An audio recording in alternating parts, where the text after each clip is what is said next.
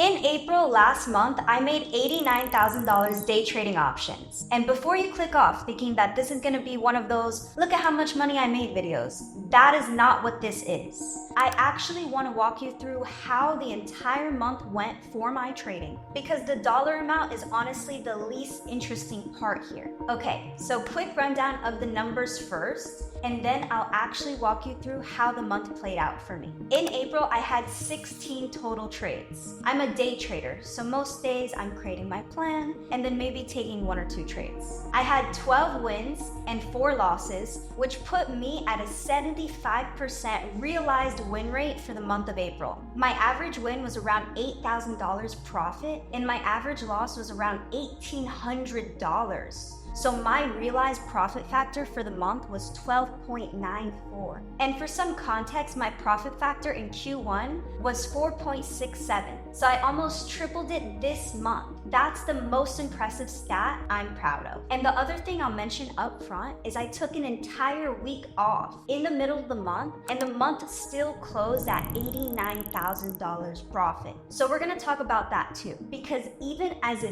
day trader, I did not need to trade every single day to reach my highest month of profit. And what I realized is after taking a full week off in April to recharge, by that 4th week of April, I had so much clarity and I was completely reset that I came in extra strong and finished the last week of April with an extra $20,000 of profit. Before we talk about the specific trades I took or the tickers I traded on, let's talk about some overall market context coming into the month of April. So April opened the same way March ended, choppy and bearish. A lot of my main tickers, MSTR, PLTR, Coin, they were all sitting below my key 1 hour indicator. So since all these tickers were sitting below my key 1 hour indicator, I had a bearish bias coming into April and creating my trade plans. So the first week of April for me was very put heavy because that's what the market was presenting me. And then around the middle of the month, the whole tone and context and direction of the market started to change, and we started seeing some reversal patterns form. Tesla started forming a double bottom reversal pattern on the daily time frame at the bottom of its downtrend. Apple was forming a downtrend, and then we broke that trend line and we reclaimed bullish structure. And then suddenly all the names I had been shorting all week started giving me really clean call setups. So I switched directions with what the market was presenting me. And that's basically the reason why this month ended the way it did. I only traded with the trend, and I traded with my 1 hour indicator if we were bullish or bearish, and then I spotted chart patterns on the daily time frame. And I just followed the trend on the daily time frame, or I traded the reversal after there was already proof. I wasn't trying to lull the bottom and catch the perfect bottom. Same way I'm not trying to short the top and catch the perfect top. Instead, I go where the strongest momentum is. If there's strong buying, millions of sell orders, above average volume, I'm not gonna take a call. I'm gonna go with the institutional flow, and I'm gonna take a put targeting my next key level, the demand zone. Now let's break down exactly how this trading month ended the way it did. So, starting with April 1st, the first trading day of the month, and the market apparently decided to play an April Fool's joke on me. I took 2 trades, both of them being puts, one on MSTR and one on PLTR. Both of them were supply zone rejections in a clear downtrend and met all my criteria. So the setups looked A+ for me, and I entered. The problem was, for the first trade of the month, I got a little too impatient on my entries. And I took this lesson deeply into all the trades that I took for the rest of the month. I didn't wait for the candle to close with my confirmation to confirm the rejection before I got it. So then I ended up losing about 1,100 on MSTR, and on PLTR, I lost 4,100. Combined, I'm down slightly above $5,000 on day 1 of the month. I journaled both trades, noted the mistake, which was chasing the entry instead of waiting for confirmation. And then the next session, the next trading day, I literally sat on my hands until that candle closed with confirmation. And the next trade ended up being a small Netflix call on April 2nd, and I made $2,000.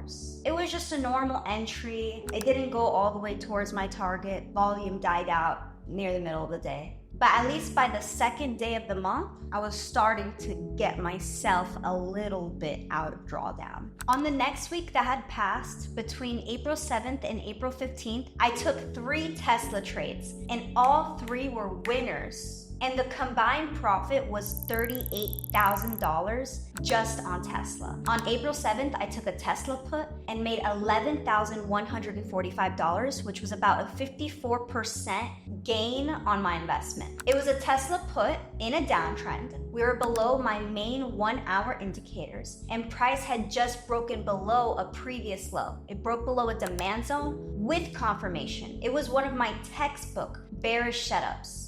Then I traded Tesla again the next day, April 8th, same context. I took a Tesla put trade again, and this one I won $11,416 with the full 60% gain on the contract. I saw a bearish candlestick pattern that formed right at the supply zone, so I took the same position size I took the day before and just let the trade run. I set my stop loss at 20%, I set my target at 60%, and it hit my target order within 2 hours. So I'm glad I didn't do any micromanagement in the middle of the trade. And on these days when I decided to trade Tesla, the reason why I took Tesla puts instead of puts on any other ticker is because Tesla had the highest volume on the 5-minute time frame at the time of my entry, confirming the rejection and confirming that strong institutional sell orders are coming into the market, increasing the probability of success on these trades. So after April 8th, a week went by and the whole structure on Tesla changed. I was watching the same ticker, but during the trend shift, when things are choppy, when things are consolidating, when things are unclear, that's when I'm not trading the ticker. When the trend is clearly downtrending with strong bearish momentum, that is when I trade puts. When we're in the distribution phase or if we're in the accumulation phase, I don't trade in that area because we're sideways and we're choppy and we're not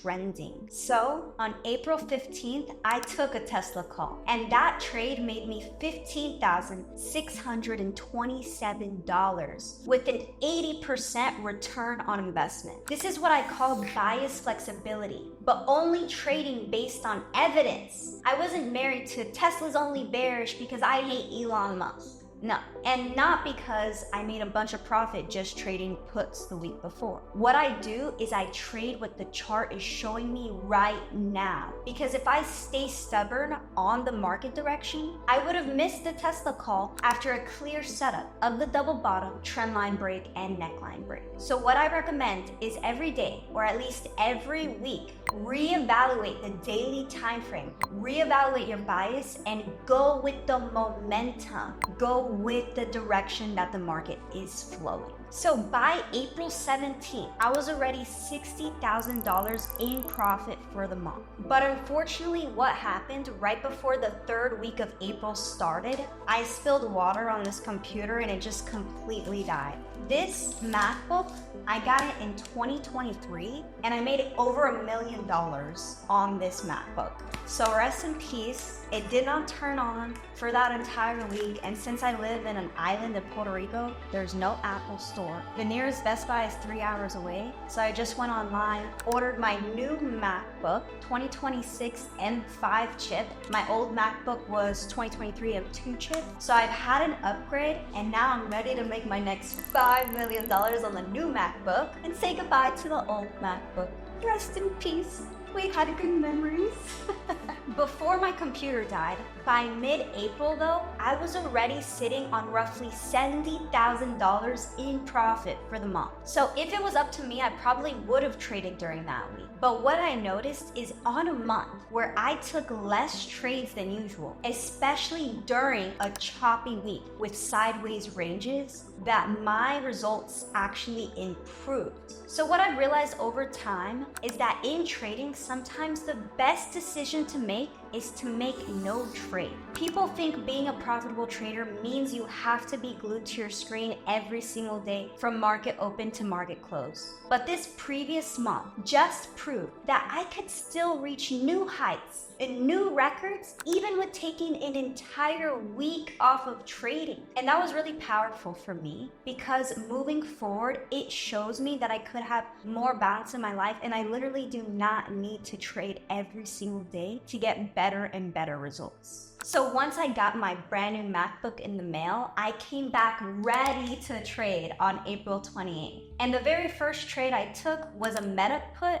and it basically just ended up break even. I was originally up about 30% as the trade was running in my direction, but then volume ran dry about midday, and then I just ended up exiting at break even. And I mainly just lost because of commissions and fees on that one. What I usually see after a week off is that I might not be as sharp on that first day back. So that break-even trade to come back was good. It was okay. It was just a little warm-up. But then the next day, on April 29th, I took a Starbucks call. I caught a clean breakout that hit $6,000 in profit with a 40% gain on my contract. And it hit my zone in less than an hour. And then the day after that, on April 30th, I took another winning trade, a NVIDIA put. And this one was a big one. A double top formed at the all-time high, and after the neckline of the double top broke, it was a break below demand zone plus a lower low, I took a put and I made $14,282 profit with the 75% gain on my investment. I just took one trade and I was done for the day. I closed my laptop,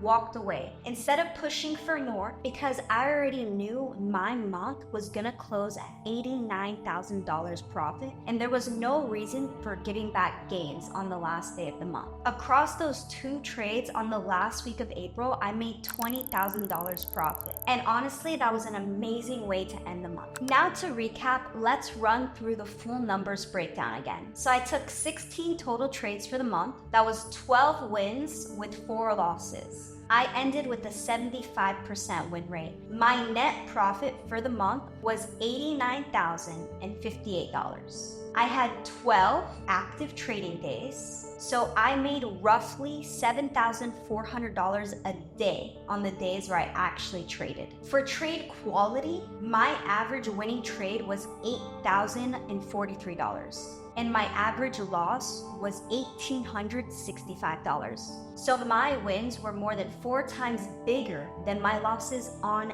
average realized gains. And that's why, even though I took 4 red trades, this month never had any realistic chance of going negative. Thank you, God. The risk management and the risk reward ratio is the reason I could have been wrong on 8 out of 16 trades and still ended the month great. And like I mentioned in the beginning of the video, my profit factor came out at 12.94, almost triple of what it was in Q1. Now, out of all of the trades I've taken in 2026, my average losing trade is 2,000 and my average winning trade is 6,000. So we can have a really strong month, but still our metrics are going to average out. The combination of win rate and realized risk reward ratio is how to be profitable. That is the math of how bigger wins outweigh your small losses. I did really good in the month of April, and I took about 0 emotional trades, 0 revenge trades, 0 FOMO trades, 0 oversized trades. Maybe 1 trade where I didn't follow my plan. I was much more disciplined this month, and most of the trades I just exit once I hit my 1-to-3 risk reward ratio. And if I exited less than a 1-to-3 risk reward ratio, it's because it hit my stop loss, or it was starting to consolidate, or I just used my other planned exit strategy that I go in depth inside my mentorship program. So every single trade had met my criteria on the high time frame context. Then I created to be my pre-market plan. and then I wait for price to test my levels. And then every single trade used the same confirmation checklist on the 5-minute time frame, and every single trade used one or the other exit strategy. The same 2 exit strategies for every single trade. So this strategy is highly effective. And the reason why it works so well is because the strategy has built-in bias flexibility. So I only trade in the direction of the trend where I have evidence. But since I only trade based on clear evidence, what's already present on the chart, I am not stubborn about trading a specific direction.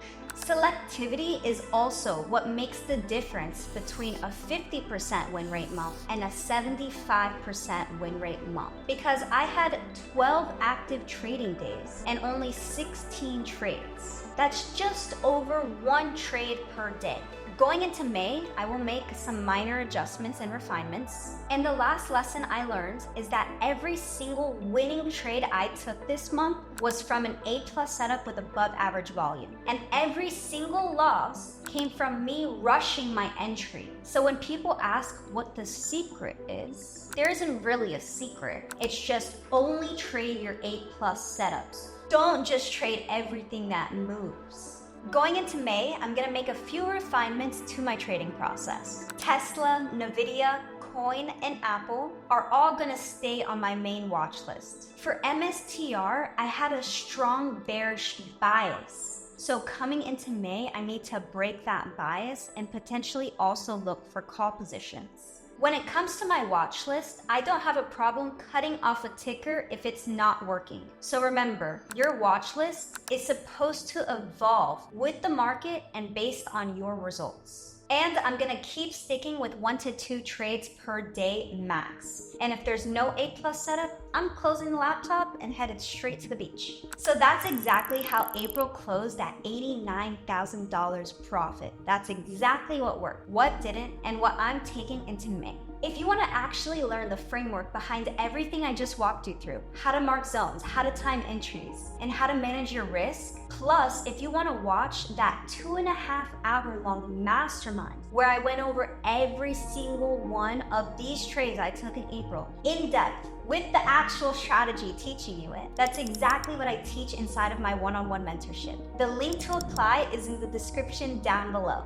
If you haven't watched my Q1 recap yet, that one goes over all 50 trades and every setup I took. And it breaks down exactly how I made $129,000 in the first quarter of 2026.